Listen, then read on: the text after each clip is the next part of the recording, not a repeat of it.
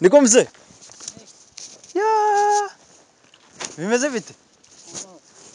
Uranyara aho ngaho umuntu w'umugabo ufite ubwenge buzima. Azo kwanyara ni kwa nyoko mbanya. Umusaza.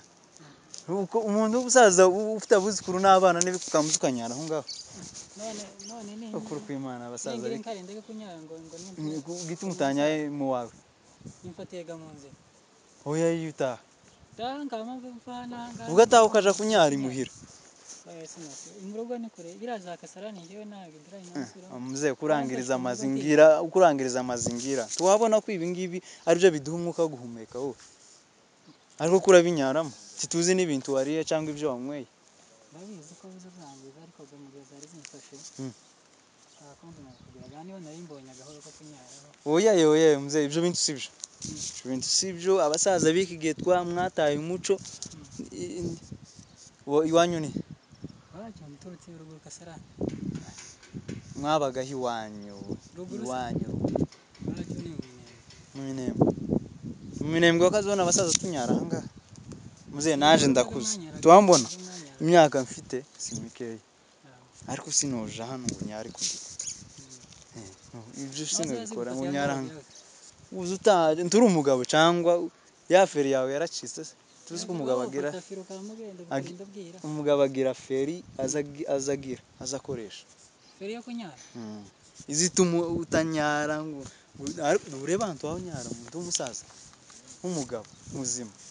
Feri nzi ni imodoka ariko yo kunyara yo ntayo nari nawe.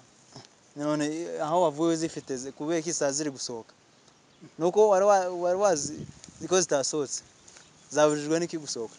Nuko nari nifashe none se nari kunyara. None wifashe niki? Wifashe niki? Wifashe n'amaboko se wifashe nibi? Nari nihanganye mudebaho no kwihengeka.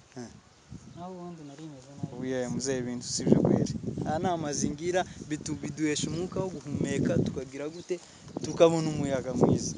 Ariko iyo munyaye tutazi ibyo mwanyweye ariko unasanga uzunywa n'inzoga. Uzunywa inzoga? Nsoga sinazi no kwisi. Uzunywa iki none? Unywa amazi gusa na fanta. Ni we nturu wa fanta. Ndamunywa fanta ngo aze kunyara. Tawe ntibiba. Kandi sarirega. Saga ni je none honyanye nabandi ndi uvuga kuko kose turi mu guhumeka se kaza karimo gahumuro k'inkari. No kuri muze umusaza none. Inkari neza? Inkari neza kuko kose kaza akanuko k'inkari.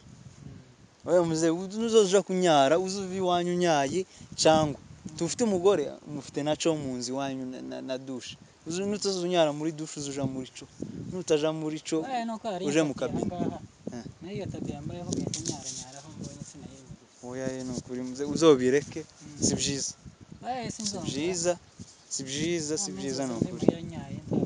Uzozuvi imuhira unyaye aha ngaha turi wabandi. Turi wabandi wo gusanga uhawe unyara aha ngaha umubwira gute.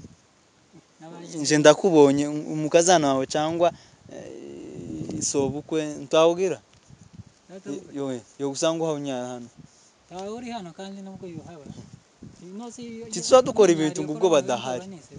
Ubwo ntitwobikora ngo ubwo badahari ahubwo tubikora kubwo kwihesha icubahiro nk'abantu bagize. Nonega nose nta umuntu gaye mugabo bavuga ngo ninyarire. Nurebaho nihengeka ngabo. Oya sawa ngaho. Timukongere muze gusa ibyo bintu si byiza. Sawa ntakibazo. No kuri kw'Imana. Abasaza bikigi. Sawa bagenda banyara mu muhanda. Umuntu w'umusaza yonyara urebe yarari kunyara no ku gipangu canje. Igipangu canje akaka kinyara. Muze genda uragashahugwa. Nokuri.